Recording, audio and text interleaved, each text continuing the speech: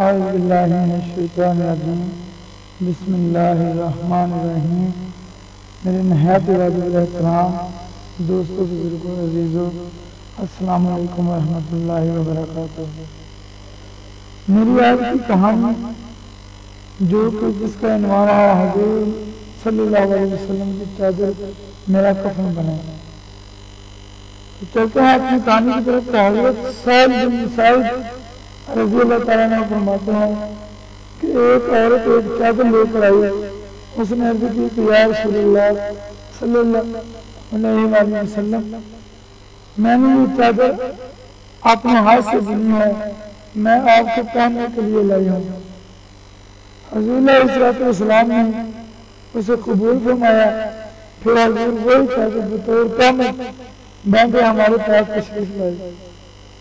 صحابہ کرام رضوان اللہ میں سے ایک نے عرض کی یا رسول اللہ صلی اللہ علیہ وسلم، کیا یہ اچھی چادر ہے، یہ مجھے اگر دے دے تو کیا ہی بات ہے۔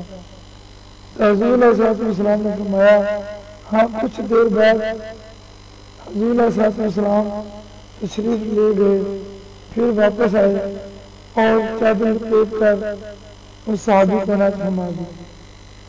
حال نے اس شخص سے کہا انہیں اچھا نہ کیا کہ رسول اللہ صلی اللہ علیہ وسلم سے اس چادر کا سوال کیا، حالانکہ تجھے معلوم ہے کہ حضور علیہ السلام کسی سائل کا سوال رد نہیں فرماتے۔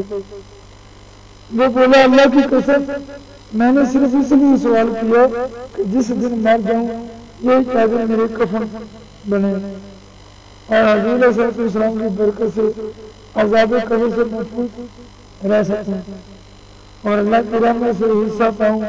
حضرت سہل رضی اللہ تعالیٰ نے فرماتے ہیں کہ واقعی وہ چادر اس کا کفن ہی بنی۔ سرکار دو عالم صلی اللہ علیہ وسلم کا ارشاد، آدمی ہمیشہ یہ دعویٰ کرتا ہے کہ میرا مال، مگر غور کر کے تیرے لیے اس کے سوا کیا ہے کہ تو کھائے اور نیست و نبود کر دے، پہنے اور ردی کر ڈالے، صدقہ دے، خیرات کر تاکہ ہمیشہ کے لیے قائم رہے۔ جزاکم اللہ خیر، دعا میں یاد رکھیے گا۔ اللہ حافظ۔